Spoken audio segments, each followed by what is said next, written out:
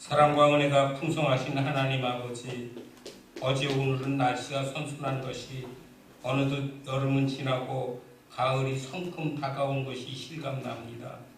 인간 세상은 지지고 볶아도 하나님의 천지 운행은 어김없이 지켜지는 것에 새삼 위대하심과 감사함이 느껴지는 계절입니다.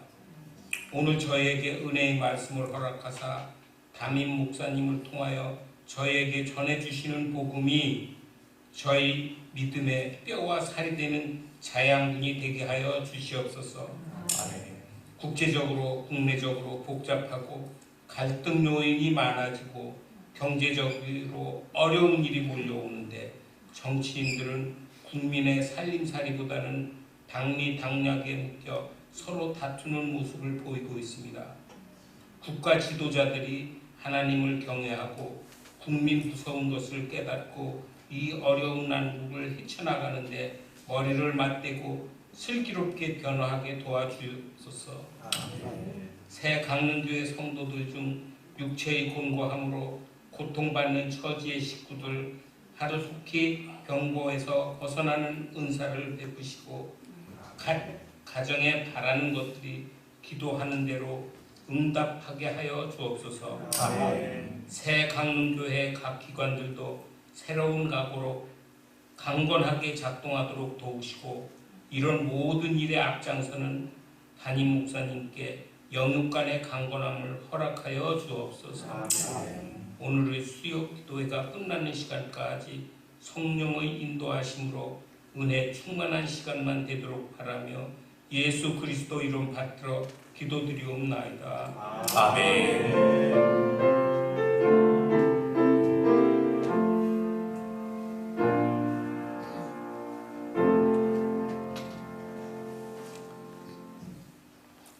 저녁에 하나님께서 우리에게 주시는 말씀은 고린도전서 9장 15절로 21절의 말씀입니다. 함께 봉독해 보십시다. 시작.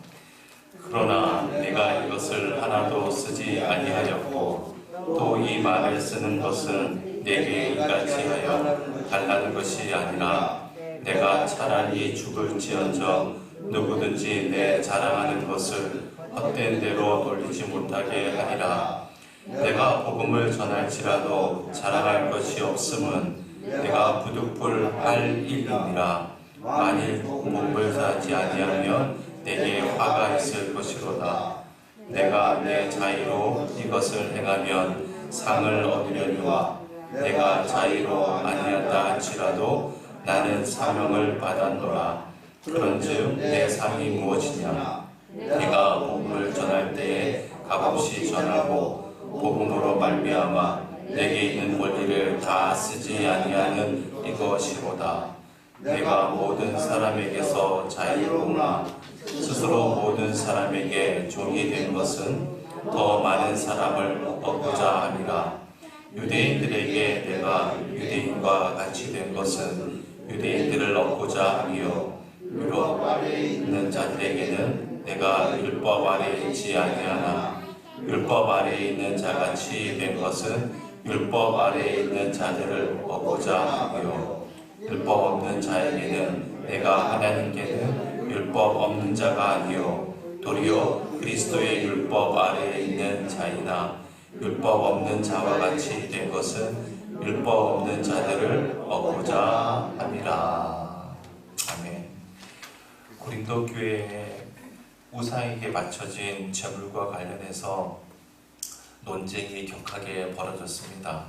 주로 자유를 강조하는 사람들은 우상의 제물을 먹어도 아무 일이 없다고 주장을 했고, 율법의 관습에 젖어 있던 사람들은 우상에게 맞춰진 제물은 절대 먹을 수 없다라고 주장했습니다. 양쪽 진영은 서로 자신들이 갖고 있는 지식을 동원해서 격렬하게 논쟁을 벌였습니다. 하지만 결판이 나지 않자 어쩔 수 없이 에베소에 있던 바울에게 편지를 써서 판정을 구하게 됩니다. 편지를 받은 바울은 답장을 보내죠. 바울은 그 그 문제를 해결하는 출발점을 고린도 교회 교인들과는 다르게 잡았습니다. 고린도 교회 교인들은 그 문제를 해결하는 출발점을 자신들의 지식으로 삼은 데 반해서 바울은 그 출발점을 사랑으로 잡았습니다. 바울에게 있어서 이 사랑이라고 하는 것은 자기 자신의 행동이 다른 사람에게 미칠 영향에 대한 배려였습니다. 이를테면 내가 행하는 어떤 일이 믿음이 약한 누군가를 실족시킨다면 나는 하지 않겠다. 그것이 바울에게 있어서의 사랑이었습니다. 구체적으로 말씀드리면 자신은 우상에게 바쳐진 제물을 먹어도 아무 일이 없다라고 확신하고 있었지만 혹여라도 자신이 고기를 먹는 것 때문에 믿음 약한 누군가가 내가 고기를 먹는 모습을 보고 실족한다면 나는 살아있는 동안에는 절대로 고기를 먹지 않겠다. 그것이 우상에게 바쳐진 제물이든 아니든 상관없이 먹지 않겠다. 이처럼 바울에게 있어서 사랑은 타인을 위한 자유의 포기 또한 권리의 포기로 나타난 겁니다. 여러분 이것은 참 중요합니다. 바울이 정말 위대한 것은 사람에 대한 사랑이 구제와 자선으로 드러나지 않았다는 겁니다. 우리는 흔히 타인에 대한 사랑을 구제와 자선으로 생각하는 경우가 참 많이 있습니다. 구제와 자선도 굉장히 중요하죠. 없어서는 안 됩니다.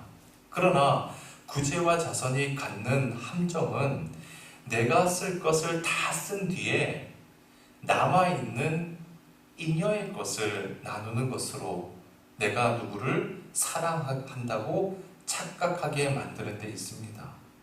여러분 생각해 보세요.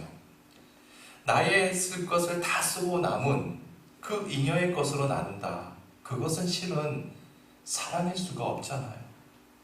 그렇지 않습니까? 그래서 바울은 구제와 자선을 행하는 것이 아니라 자기에게 주어진 권리, 자기 자신 자체를 포기하면서 남을 배려했다는 겁니다. 그래서 바울이 위대한 거예요. 한 가지 더 중요한 것은 바울은 타인을 사랑하기 위해서 권리를 포기하는데 자신의 개인적인 권리를 포기했다는 것입니다.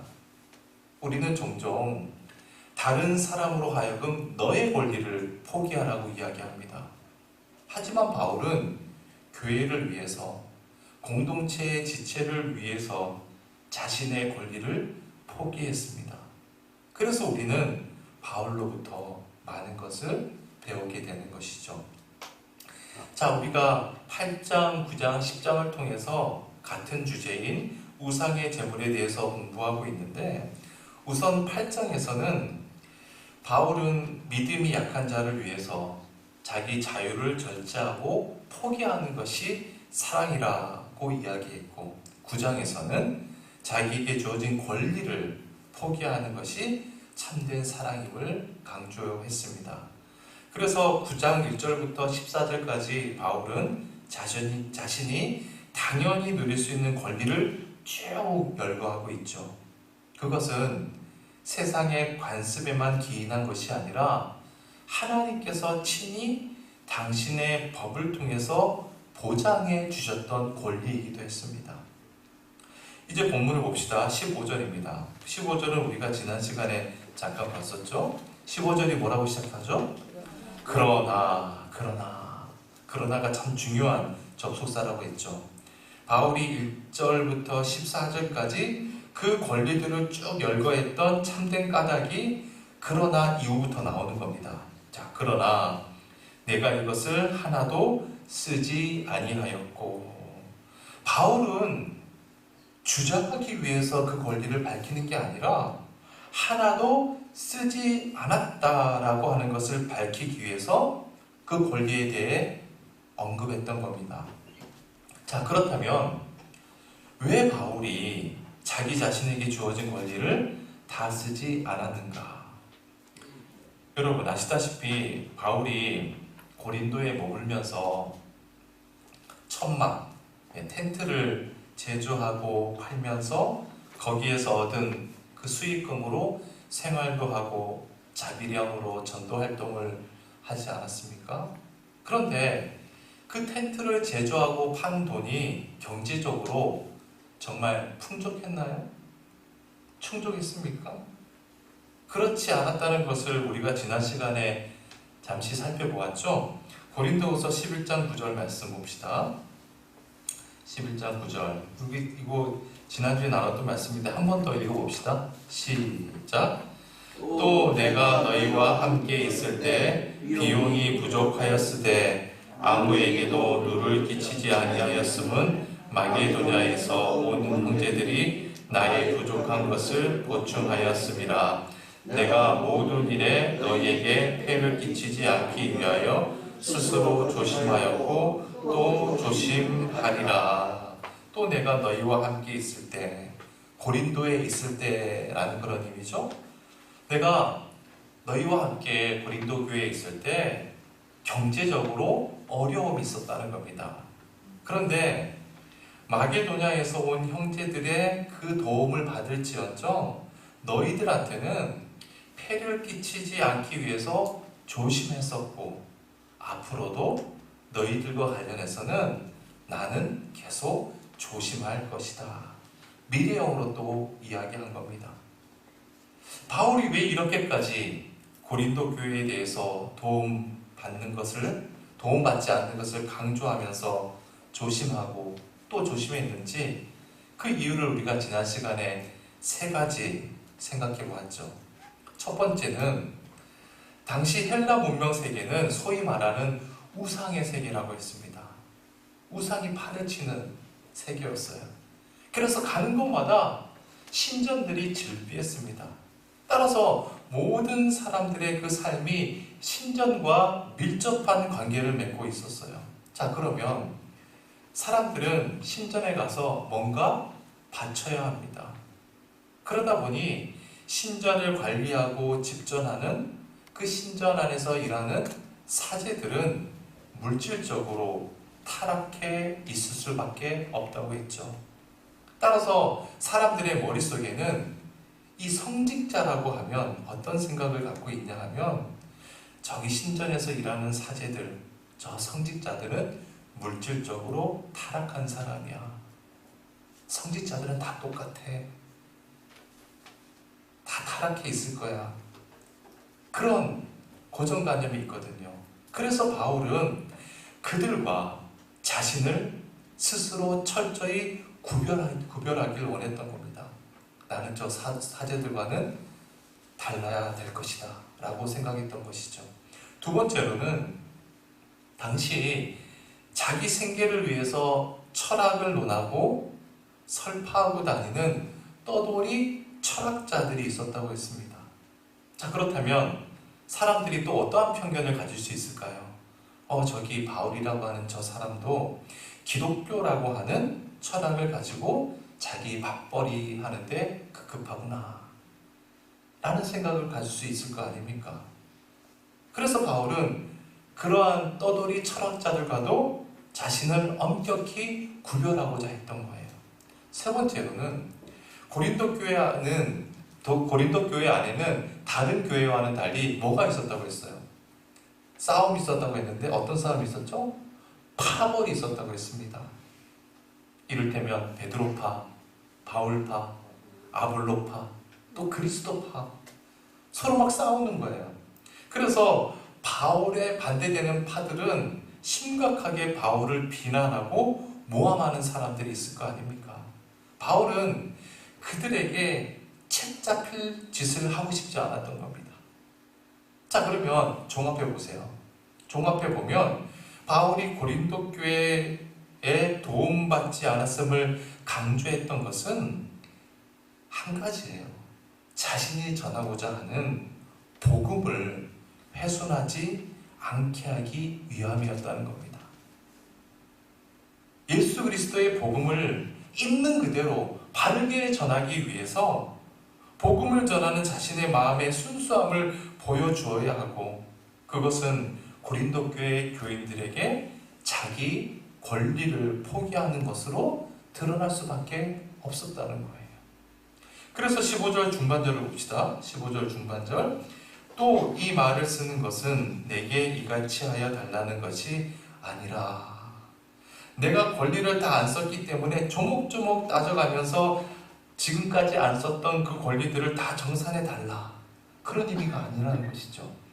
계속해서 봅시다. 내가 차라리 죽을지언정 누구든지 내 자랑하는 것을 헛된 대로 돌리지 못하게 하리라.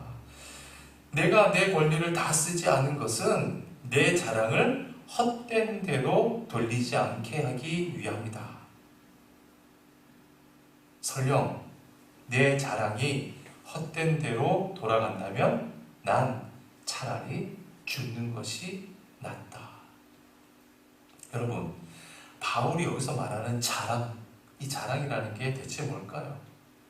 바울은 자랑이라는 단어를 쓸 때 두 가지 입장을 취하고 있습니다.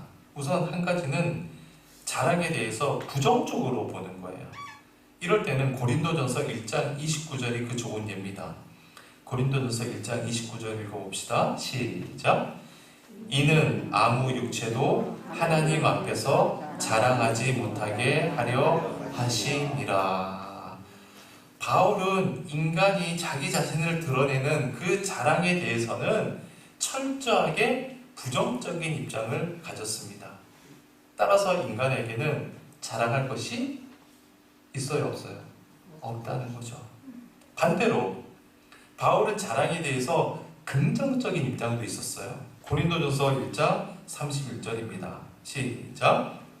기록된 바 자랑하는 자는 주 안에서 자랑하라. 여러분, 주 안에서 자랑하면 누구만 보여요?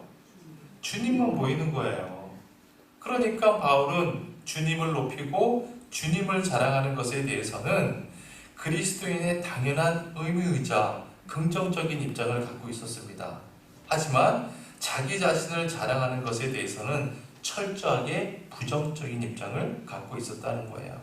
자, 그렇다면 15절에서 바울이 내 자랑하는 것은 헛된 대로 돌리지 못하게 하리라 라고 할 때 여기서 말하는 자랑은 긍정적인 의미겠죠. 그러면 이 자랑은 뭐겠어요? 뭘 자랑한다는 거예요? 복음이죠. 복음. 복음이에요. 예수 그리스도의 복음을 이야기하는 겁니다. 예수 그리스도의 복음을 자랑한다는 것이죠. 그 복음이 훼손되지 않게끔 하기 위해서 아까 그 이유를 다 밝혔죠. 그래서 나는 이 권리를 하나도 쓰지 않는다. 만약 내가 권리를 누리는 것 때문에 내가 자랑해야 될 이 복음이 훼손당한다면 난 차라리 죽음을 택하겠다. 그것이 바로 바울의 심정이었습니다. 16절 봅시다. 16절. 내가 복음을 전할지라도 자랑할 것이 없음은. 여기서 자랑은 15절의 자랑이라는 단어와 똑같은 단어지만 그 의미는 틀리겠죠. 15절에서의 자랑은 주님의 복음이고 16절에서의 자랑은 뭐예요? 나를 자랑하는 그런 자랑이죠. 계속 봅시다. 내가 부득불 할 이민이라. 부득불은 무슨 말이에요? 뭐 어쩔 수 없이라는 말인데 그런 말이 아닙니다. 언어의 의미는요, 거기 적어보세요. 반드시라는 의미예요. 부득불이 뭐라고요? 반드시예요. 반드시. 복음을 전하는 것은 내가 반드시 해야 될 일이다. 여러분, 저를 보세요. 왜 바울은 반드시 복음을 전해야 했죠? 바울이 다메섹으로 가다가 예수 그리스도에게 사로잡히지 않습니까? 주님의 빛을 보고 그 자리에서 눈이 멀게 되죠.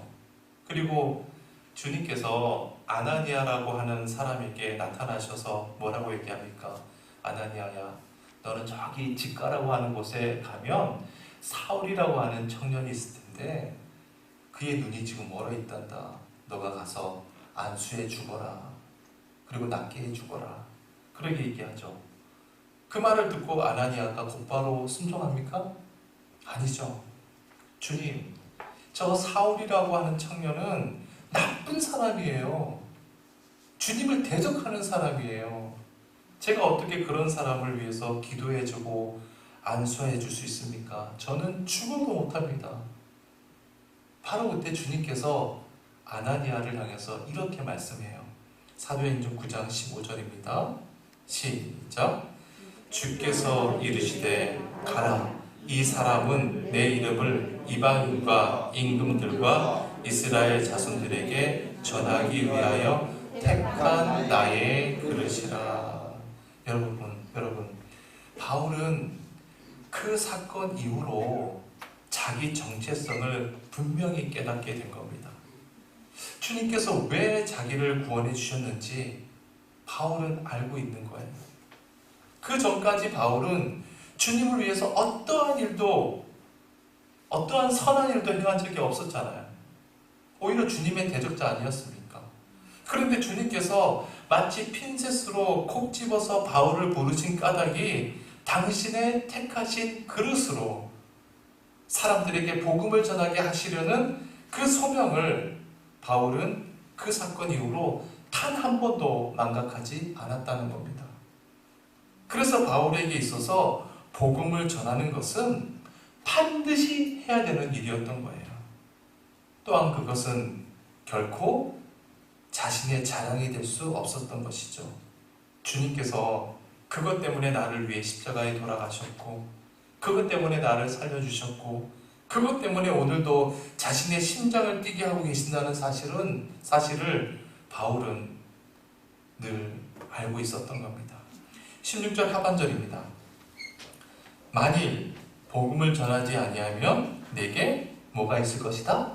화가 있을 것이다. 여러분, 우리말 이 화라고 하는 이 헬라 말은요, 우아이라고 하는데 그 원래의 뜻은 이런 말이에요. 슬픔, 불행이라는 뜻입니다. 화가 뭐라고요? 슬픔, 불행이에요. 슬픔, 불행. 여러분, 이 말씀을 잘못 이해하면요, 오해하면 아주 미심적인 저급한 신앙의 차원으로 오해하기가 쉬워요.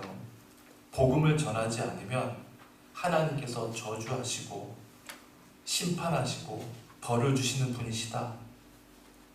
절대 그런 의미가 아니죠. 자, 화의 뜻이 뭐라고요? 슬픔, 불행이라고 했습니다. 내가 복음을 전하지 않으면 그 자체가 나에게 슬픔이자 불행이라는 거예요. 왜 그럴까요? 복음을 전한다는 것은 바울이 이 땅에 살아가는 존재의 이유거든요. 삶의 목적이에요. 주님께서 그것 때문에 바울을 선택하셨잖아요. 따라서 자신의 존재의 이유인 복음을 전하지 않는다는 것은 자기 자신이 이 땅에 살아가야 할 그 이유를 스스로 포기해버리는 것이 되기 때문이죠. 그러니까 보십시오. 바울이 가장 바울다울 수 있는 것은 복음을 전할 때인 겁니다. 복음의 현장인 거예요. 그런데 이 세상에 살아가야 할 유일한 존재 이유를 바울 자신이 스스로 포기해버린다면 그것보다 더 불행한 일이 어디 있겠어요? 그것보다 더 슬픈 일이 어디 있겠습니까? 바로 16절이 바로 그런 의미가 되는 것이죠. 17절입니다. 내가 내 자의로 자발적으로란 말이죠. 자발적으로 이것을 행하면 상을 얻으려니와. 자, 저를 보세요. 하나님께서 당신의 택한 그릇으로 택해 주셨기 때문에 내가 복음을 전하는 것이 아니라 주님께서 바울에게 어떠한 명령도 내리신 적이 없다라고 한번 가정해 보십시다. 바울은 하나님께 전혀 비친 적이 없어요. 그냥 바울이 말씀을 보다가 어느 날 자발적으로 깨달은 거예요. 그래서 복음을 막 전해요. 신명나게 복음을 전파합니다. 그리고 그 대가를 바울 자신도 기대할 수 있잖아요. 그러면 그 보상에 대해서, 상에 대해서 기대해 볼 만하겠죠. 지금 그런 얘기예요. 계속 봅시다. 내가 자의로 아니한다 할지라도 나는 사명을 받았노라. 자발적이 아니더라도 내가 이 일을 하는 이유는 뭐를 받았기 때문이다? 사명을 받았기 때문이다. 여기서 우리말이 사명이라고 하는 말은 헬라 말로 오이코노미아라고 하는데, 이 말의 본뜻이 뭐냐 하면 노예, 종이라는 뜻이에요. 사명이 뭐라고요? 노예, 종이에요. 돌로서와 같은 의미라고 할 수 있습니다. 내가 이것을 행하는 것은 주님께서 이 일을 하라고 나를 당신의 노예로 선택해 주셨기 때문이라는 거예요. 여러분, 노예는요, 주인이 명령한 일을 다 수행하고 나서 주인으로부터 그 노예가 어떠한 보상을 기대할 수 있나요? 상을 기대할 수 있나요? 없어요. 그냥 하는 겁니다. 노예는 노예이기 때문에 그래요. 아무런 대가 없이 주인의 말에 복종해야 하는 사람이 바로 노예 아닙니까? 그래서 지금 바울은 자기를 주님 앞에서 노예라고 이야기하는 겁니다. 자, 그러면 여러분 생각해 보세요. 이 세상에서 아무리 훌륭한 성인이라 할지라도 주님을 위해서 복음을 전하고 주님께서 주신 사명을 다 감당하면서 주님으로부터 어떠한 은혜도 기대하지 않고 어떠한 보상도 없이 그저 노예처럼 살아간다. 그런 삶이 과연 가능할까요? 아무리 훌륭한 성인이라 할지라도 불가능하잖아요. 하물며 우리 같은 죄인이, 우리 같은 평범한 사람이 그런 삶을 살 수 있겠습니까? 만약 바울의 말이 여기서 끝났더라면 우리는 열등한 존재로, 열등감의 노예로 살아갈 수밖에 없을 거예요. 그래서 18절이 얼마나 우리에게 큰 은혜가 되는지 몰라요. 18절 말씀은 같이 읽어봅시다. 시작. 그런즉 내 상이 무엇이냐? 내가 복음을 전할 때에 값없이 전하고 복음으로 말미암아 내게 있는 권리를 다 쓰지 아니하는 이것이로다. 자, 이 구절은 지난주에도 잠시 설명을 드렸는데 바울은 이미 상을 받았다는 거예요. 그 상이 무엇이냐? 내가 복음을 전하고도 복음을 전하는 자로서 당연히 누릴 수 있는 그 권리를 다 쓰지 않고도 내가 계속 복음을 전할 수 있다는 것, 그 자체가 주님께서 주신 상이라는 거예요. 여러분, 이런 말을 할 수 있는 사람은 내게 주어진 그 권리 자체보다 그 권리를 주신 그 당사자를 더 귀하게 여기는 사람 아니겠습니까? 바울에게 있어서는 이 세상 그 무엇보다 주님을 가장 귀하게 여기는 그런 믿음, 마음이 있었어요. 그 마음을 주신 것이 곧 큰 상이라는 겁니다. 그렇다면 여러분, 우리 하나님은 어떤 분이세요? 우리 하나님은 쇠붙이가 아니잖아요. 돌멩이가 아니잖아요. 우리 하나님은 언제나 우리 곁에 살아계신 분 아니십니까? 그렇다면 한 인간이 그에게 권리를 주었음에도 불구하고 살아계신 하나님을 위해서 그 권리마저 포기하고 그 하나님을 가장 귀하게 여길 때 살아계신 하나님께서 그 사람을 그냥 내버려 두시겠어요? 끝까지 책임져 주시겠죠. 여러분, 아브라함이 하나님께서 가나안으로 가라고 하니까 정말 군말 없이 나이 75세에 고향을 떠나잖아요. 그리고 가나안으로 갑니다. 하지만 가나안은 정말 척박한 땅이었어요. 게다가 때마침 기근 때문에 가나안에 더 이상 살 수가 없었어요. 그래서 애굽으로 갔다가 아내를 누이로 속이기도 하고 우여곡절 끝에 다시 가나안으로 돌아오죠. 그리고 조카 롯하고 갈등 때문에 서로 헤어지게 되고 하나님께서 약속하신 자녀가 생길 기미도 안 보이고 아브라함은 속으로 그런 생각을 했을 것 같아요. 내가 왜 이 나이에 가나안에 왔을까?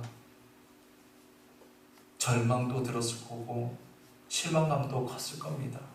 더 이상 이 가나안 땅에서 살아갈 희망도 없어 보였어요. 바로 그때 하나님께서 아브라함에게 이런 말씀을 하십니다. 창세기 15장 1절 말씀이에요.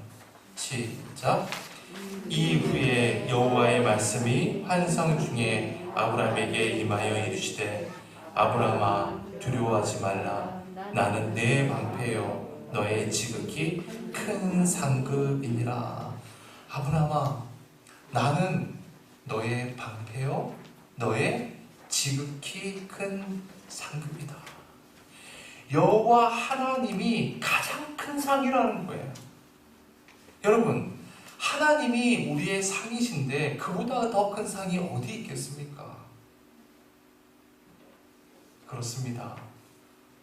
바울이 자기 자신을 포기하면서까지 믿음이 연약한 지체들을 배려할 수 있었던 것은 바로 이러한 믿음의 토대 위에서 가능했던 거예요. 자, 이제 그 믿음의 토대 위에서 바울이 교회 지체들을 위해서, 교회 공동체를 위해서 얼마나 헌신하고 사랑했었는지를 이제 고백하고 있습니다. 19절 봅시다. 19절 같이 읽어보십시다. 시작.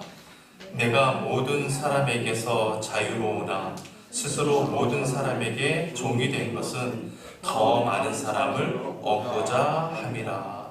바울은요, 복음 안에서 철저하게 자유를 얻은 사람이었습니다. 자유인이었어요. 그래서 바울은 누구에게도 예속될 필요가 없었던 사람이에요. 그럼에도 바울은 스스로, 여기서 이 스스로라는 것은 능동적인 것을 강조하고 있는 말이죠. 능동적으로 모든 사람의 종이 되었다는 겁니다. 그 이유가 뭐라는 거죠? 더 많은 사람을 얻고자 함이라. 여기서 더 많은 사람을 얻는다는 것은 그 사람들을 얻어서 내 사람으로 만들려고 하는 건가요? 아니죠. 주님의 사람 만들려고. 보다 많은 크리스천을 만들기 위해서, 보다 많은 예수님의 사람을 만들기 위함이라는 거예요. 20절 말씀 봅시다. 20절. 유대인들에게 내가 유대인과 같이 된 것은 유대인을 얻고자 함이요. 여러분, 2000년 전 당시에 이스라엘 땅에서 유대인 부모 밑에서 태어나고 자라서 전통적으로 히브리 말을 잘 구사하면서 이스라엘 국경을 넘어가 본 적이 없는 사람들을 가리켜서 뭐라고 하냐면 소위 히브리파 유대인이라고 해요. 한번 따라서 해보세요. 히브리파 유대인. 그러니까 국내파라는 의미죠. 국내파. 반면에 유대인이긴 해요. 유대인이긴 한데 유대인의 피를 갖고 있어요. 그런데 이스라엘 지역 밖에서, 해외에서 태어나서 그 당시 세계 공용어인 헬라어를 모국어로 사용하는 사람들을 가리켜서 뭐라고 할까요? 헬라파 유대인이라고 해요. 다 같이 헬라파 유대인. 그래서 그 사람들은 또 헬파라고 불렀습니다. 자, 그렇다면 바울은 무슨 파예요? 히브리파 유대인이에요? 이스라엘 땅에서 태어났어요? 예, 지금의 터키 땅인 다소, 해외에서 태어났어요. 그럼 뭐예요? 헬라파 유대인이에요. 헬라파 유대인. 자, 따라서 바울은 태어날 때부터 이를테면 세계인으로 볼 수 있습니다. 자유로운 세계인이었어요. 그런데 바울은 여기서 뭐라고 해요? 유대인을 만나면 자신은 유대인이 되었다는 거예요. 여기서 말하는 유대인은 무슨 파 유대인을 얘기할까요? 히브리파 유대인을 얘기하는 거예요. 자기 스스로가 유대인을 정체성을 가진 언행으로 히브리파 유대인이라 할지라도 거리낌 없이 그 사람들과 교제했다는 거예요. 나는 비록 해외파 출신이지만 국내파 사람들하고도 거리낌 없이 같이 교제를 나누었다. 그 이유가 뭐라고요? 유대인을 얻고자 함이요. 즉 유대인들을 주님의 사람으로 만들기 위해서라는 거예요. 20절 하반절입니다.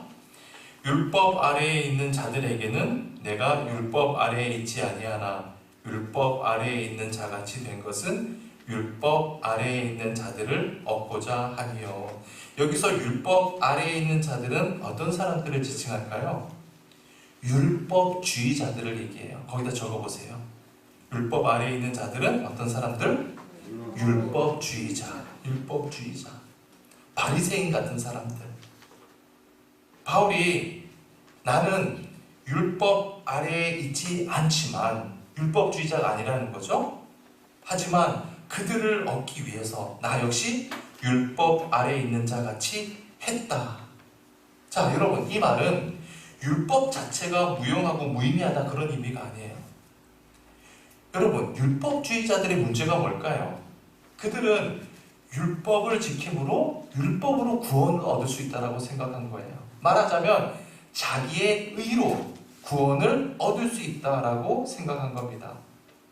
자, 그런데 여러분, 우리가 율법을 지키면 지킬수록 무엇을 확인할 수 있죠? 우리의 능력으로는 절대로 율법을 지킬 수 없다라는 것만 확인하게 돼요. 그게 바로 율법이에요.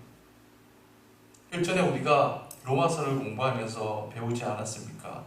복음이라고 하는 것은 예수 그리스도 안에서 우리가 의인으로 인정받고 구원받았기 때문에 주님의 그 도우심 속에서 율법의 형식이 아니라 무엇을 지켜가는 거라고요?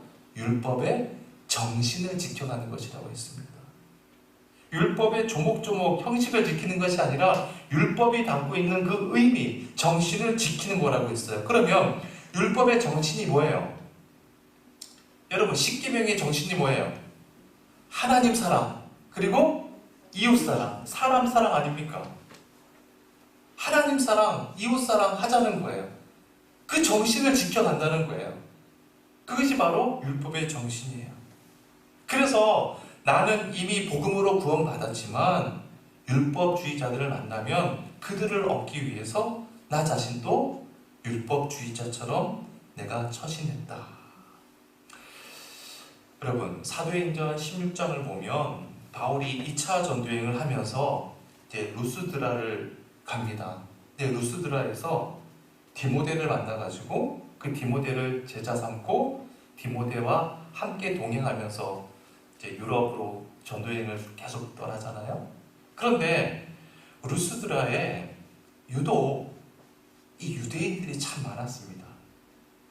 바울이 제자로 삼은 이 디모데의 경우는 어머니는 유대인인데 아버지는 헬라인이었어요. 자, 그러면 보세요. 당시에는 이 가부장적인 분위기에서 아버지가 헬라인이다 보니까 당연히 유대인 어머니보다 헬라인 아버지의 영향력이 더 컸겠죠. 그래서 디모데는 유대인 어머니 밑에서 태어났지만 성인이 되기까지 바울을 만나기까지 할례를 받지 않았습니다. 유대인의 피가 있음에도 불구하고 할례를 받지 않았죠. 그런데 바울이 그 디모데를 제자로 삼고 루스드라를 떠나기 전에 무엇을 했는지 사도행전 16장 3절이 이렇게 증거하죠. 같이 읽어봅시다. 시작. 바울이 그를 데리고 떠나고자 할새 그 지역에 있는 유대인으로 말미암아 그를 데려다가 할례를 행하니 이는 그 사람들이 그의 아버지는 헬라인인 줄 다 알미노라. 자, 보세요. 바울은 유대인들이 보는 앞에서 디모데에게 뭘 행했어요? 할례를 행했어요. 여러분, 이거 참 대단한 것 같아요. 여러분, 우리가 3주 전에도 우리가 나누었듯이 바울은 복음을 전하는 데 있어서 할례가 아무런 의미가 없다는 거 다 주장하고 다 알고 있는 사람 아니었습니까? 어떤 할례가 중요하다고 그랬어요? 바울은 마음의 할례가 중요하다고 했던 사람이거든요. 할례에 관한 자유인이었습니다. 구원받는데 할례는 아무런 조건이 없다라고 주장하던 사람이 바로 바울이었어요. 그럼에도 불구하고 루스드라에 있는 유대인들이 야, 저기 복음을 전한다고 하는 사람이 할례도 받지 않은 이방인 아들을 제자로 삼고 전도여행을 한다는데 혹시 저것들 이단 아니야? 라는 그런 오해가 있을까봐 바울은 그곳에 있는 유대인들 중에 누구 한 사람이라도 실족할까봐 그 유대인들이 보는 앞에서 디모데에게 뭘 행해요? 할례를 행했다는 겁니다. 정말 대단한 것 같아요, 바울은. 마치 자기가 율법 아래에 있는 자, 율법주의자처럼 행동한 겁니다. 또 한 예를 볼게요. 바울이 3차 전도여행을 다 끝내고 우리가 이제 주일 예배 때 이제 나중에 이제 볼 텐데 예루살렘에 돌아옵니다. 돌아와서 야고보가 이제 예수님의 동생 야고보 아닙니까? 당시 예루살렘 교회 최고 지도자였던 야고보 그리고 장로들을 다 모아놓고 이제 자기가 이제 다녔던 그 선교 여행의 보고를 다 드립니다. 보고를 다 받은 다음에 예루살렘 지도자들이 바울에게 이런 이야기를 해요. 바울 형제, 지금 예루살렘에 그리스도인이 된 유대인들이 수만 명이나 됩니다. 그런데 그리스도인이 된 유대인들이 바울 당신이 온 세상을 다니면서 모세를 배신했다고 하면서 율법도 다 내팽개치고 있다면서 당신을 향해서 이를 갈고 있습니다. 또한 당신이 율법을 마구 무시한다고 사람들이 전부 다 분노하고 있습니다. 분기탱천에 있습니다. 그 말을 듣고 바울이 어떻게 합니까? 곧장 예루살렘 성전에 들어가요. 그리고 유대인들이 행하는 모든 의식을 일부러 다 행해요. 제사도 지내고요. 마치 뭐처럼? 율법 아래에 있는 율법주의자처럼. 이유는 단 하나예요. 왜? 유대인들을 얻기 위해서. 유대인들을 주님의 사람으로 만들기 위해서. 21절 봅시다. 21절. 율법 없는 자에게는, 율법 없는 자는 누구를 지칭할까요? 이방인들을 얘기하겠죠. 이방인들. 내가 하나님께는 율법 없는 자가 아니요 도리어 그리스도의 율법 아래에 있는 자이라. 율법 없는 자와 같이 된 것은 율법 없는 자들을 얻고자 함이라. 내가 율법 없는 자, 이방인들을 만나게 되면 나는 분명히 그리스도의 율법 아래에 있는 자이지만 율법 없는 자인 것처럼 해서 이방인들과 교제를 했었다. 왜요? 왜 그렇게까지 했다는 겁니까? 율법 없는 자들, 즉 이방인들을 얻기 위해서. 이방인들도 주님의 사람으로 만들기 위해서. 자, 그러면 여러분 여기서 그리스도의 율법이라는 게 뭘까요? 율법은 그리스도로부터 완성되지 않았습니까? 따라서 그리스도의 율법은 사랑의 율법이죠. 아까 얘기했던 그 율법의 정신이 뭐예요? 하나님 사랑, 이웃 사랑, 사람 사랑이잖아요. 그 율법을 얘기하는 거예요. 그런데 바울은 그리스도의 그 율법을 존중하는 사람이에요. 그리스도의 율법에 있는 사람이에요. 그럼에도 불구하고 그 율법 없는 사람들을 만나면 없는 자인 것처럼, 안 믿는 사람인 것처럼 편하게 그들에게 다가갔다는 겁니다. 좋은 예가 있습니다. 이거 우리가 잘 아는 얘기죠. 저를 보세요. 사도행전 17장에 보면 바울이 아테네에 갔을 때 얘기입니다. 아테네는 온 시가지가 다 우상으로 가득 차 있었어요. 그것을 보고 바울이 어떠한 반응을 보입니까? 마음에 격분했다라고 성경이 기록하고 있어요. 우상을 보고 마음에 격분이 일어났어요. 그런데 파르테논 신전 밑에 있는 아레오바고 언덕이라는 곳에 가서 그 당시 쟁쟁한 철학자들, 에피쿠로스 학파, 스토아 학파, 그런 사람들과 변론하지 않습니까? 그리고 바울이 복음을 전하는데 뭐라고 전합니까? 우리가 주일 예배 때 나누었죠. 방금 전만 하더라도 우상을 보고 격분했던, 분기탱천했던 그 바울이 철학자들과 아테네 사람들을 앉혀놓고 이야기를 하는 겁니다. 여러분, 제가 지금 오다가 보니까 저기 조그만 제단이 하나 있는데 그 단에 이런 글이 써 있는 걸 보았습니다. 알지 못하는 신에게, 알지 못하는 신에게라고 쓰여 있는 제단을 하나 보았습니다. 이 무슨 얘기냐면 헬라 사람들은 뭐 사랑의 신, 술의 신, 뭐 전쟁의 신, 인간의 머리로 생각할 수 있는 온갖 신들을 다 만들어 놓았잖아요. 거기다 또 신전을 또한 세우지 않았습니까? 그런데 혹여라도 미처 생각하지 못한 신도 있을 수 있잖아요. 그래서 인간의 생각이 혹시라도 미치지 못한 신을 위해서 단을 하나 또 만들어 놓은 거예요. 그 단이 어떤 단인 거예요? 알지 못하는 신에게라는 단인 거예요. 자, 그러면 그리스도의 율법의 관점에서 보면 이것은 뭐예요? 이 단은 우상의 단이죠. 우상이에요. 그러면 그 단을 보고 바울은 어떻게 해야 됩니까? 아까 우상을 보고 어떻게 했어요? 마음에 격분했다고 했잖아요. 그럼 화를 내야죠. 그 단을 어떻게 해야 돼요? 부숴버려야죠. 깨뜨려버려야죠. 그런데 사도행전 17장 23절 24절 봅시다. 시작. 내가 두루 다니며 너희가 위하는 것들을 보다가 알지 못하는 신에게 라고 새긴 단도 보았으니 그런즉 너희가 알지 못하고 위하는 그것을 내가 너희에게 알게 하리라. 우주와 그 가운데 있는 만물을 지으신 하나님께서는 천지의 주제시니 손으로 지으신 전에 계시지 아니하시고. 자, 보세요. 바울이 그 단을 가리키면서 바울이 뭐라고 합니까? 여러분이 알지 못하는 신에게라고 만든 단이 있지 않습니까?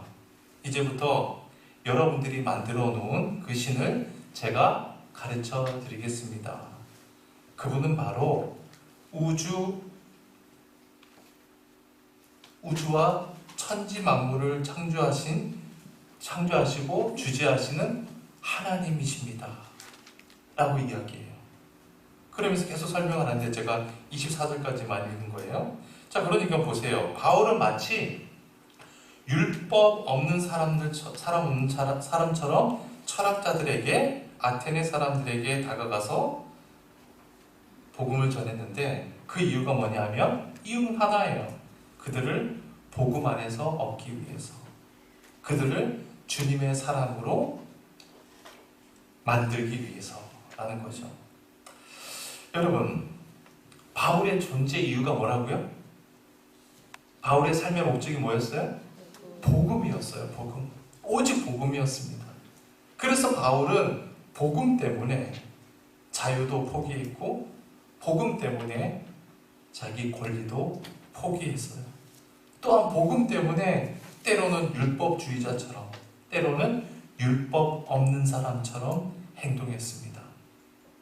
여러분, 아무쪼록 여러분도 복음이 여러분의 존재 이유이자 삶의 목적이 되시길 주님의 이름으로 축원해 드립니다. 우리 찬송합시다. 218장 함께 찬양 드립시다.